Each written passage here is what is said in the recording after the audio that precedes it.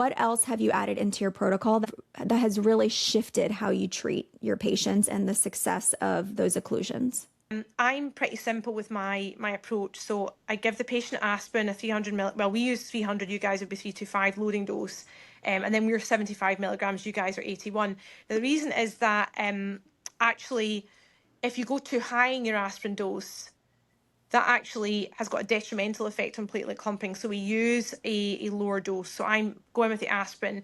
And I never used to tell the practitioners or use steroids like prednisolone, but now I do. I'm advising them to inject the enzyme, and sometimes it's quite a large area. So there's a lot of injections that have gone in.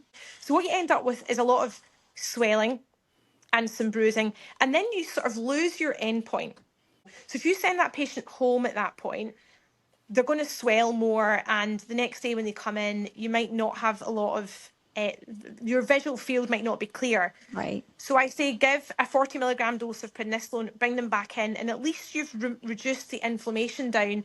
So you're seeing more of what are the signs of ischemia. So I think the use of steroids, I never used to do that, and I think that has been quite transformative. I don't advise anything that's going to vasodilate. I think unless you had a really bad facial artery occlusion or something, then I might consider a vasodilator for that if it's a significant occlusion. But in my experience, when you have a chin or a little bit in the transverse facial artery, or even a nose, usually the basic steps of good deposition of your enzyme using aspirin, using steroids usually helps. I think if you've got a biostimulator that's like, for example, undilute calcium hydroxyapatite, I think you're also leaning into the vasodilation as well.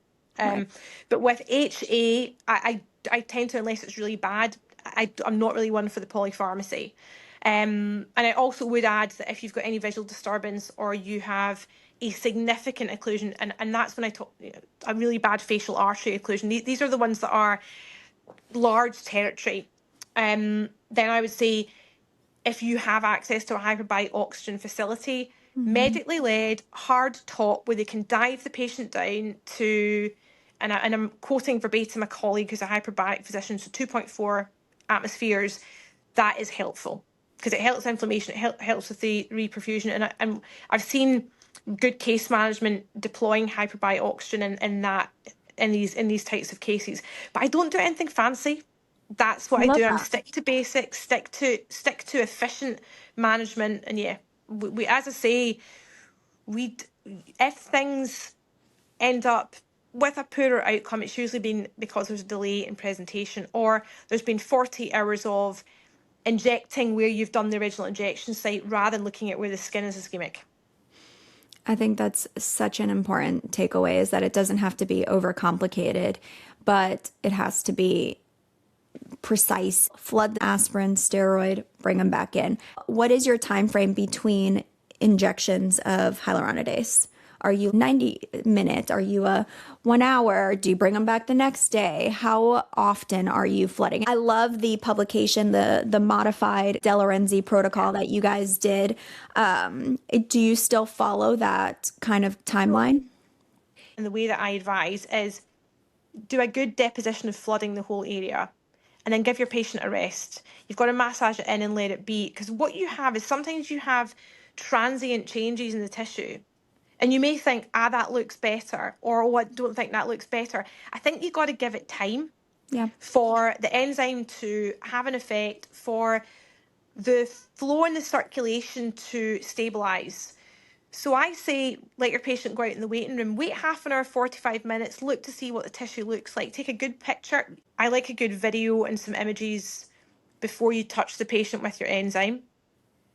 And then I'm not redoing images straight after. I'm letting the patient rest for half an hour, 45 minutes before I then look to see, right, okay, where are we now?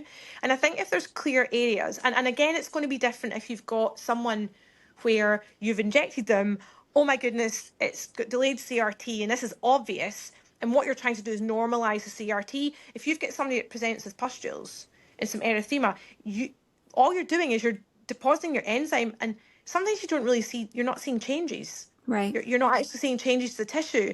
So the success of that treatment, if they present later, is going to be when you bring them back the next day, are there more or less pustules? Sure. You know, No, that, has it progressed? Is there areas where you've got that coagulative necrosis? So I think if you've got something that presents instantly and you've flooded the area and you've got this delayed capillary refill time, my kind of rule of thumb is go up to 3 times where you've flooded the area or the patient fatigues out, and then send them home. Don't keep going. Send them sure. home, give them some prednisolone, bring them back the next day, because really you're looking at tissue breakdown after about day 3. So you've kind of got time. And if you do too much on day 1, you might end up with a traumatic breakdown of the tissue. Sometimes I've seen where patients have been scalded with the heat and you end up with a burn. And then you're like, what's the burn and what's the ischemia? So my rule is go 3 times. If you've got a good deposition in the area and you've gone 3 times, send them home. Or if the patient just can't take it, at least get 1 or 2 good sort of flooding of the area, Yeah. massage it in. You've got, and we spoke about this as well, you've got to massage it in, because the enzyme just does not work if you just it's like, it's kind of like putting water over jelly. You've got to Hmm. actually mix it in to actually break the jelly up. It just doesn't work by just spraying it over the top. That So makes I'm such a visual girl. Like that landed with me. you went, It's I was yeah, like, do I you was like, like jelly, Alexis? I'm simple. I need pictures. Yeah, me too. That's why I loved your tree.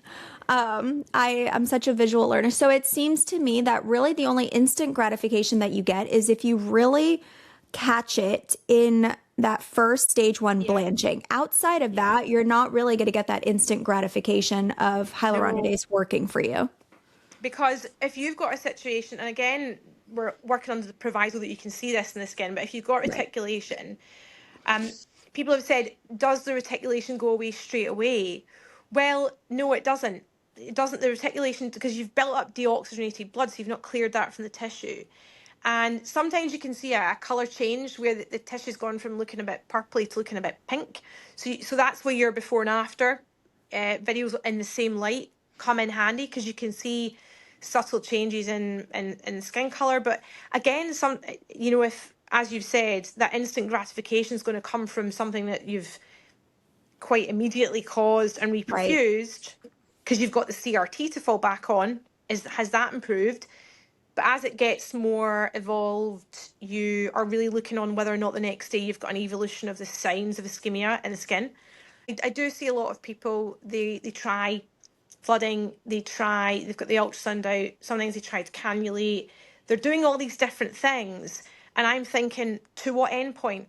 Because I can see there's pustules here and there's Right. things. I'm thinking, It's how like, do you what know is your what's goal? working? What are you looking Yeah. for? Right. What are you looking to change? What are you saying? Right now, I've got it. So I just, again, from years of doing this, fall back on a really good flooding and deposition of the area. It's funny.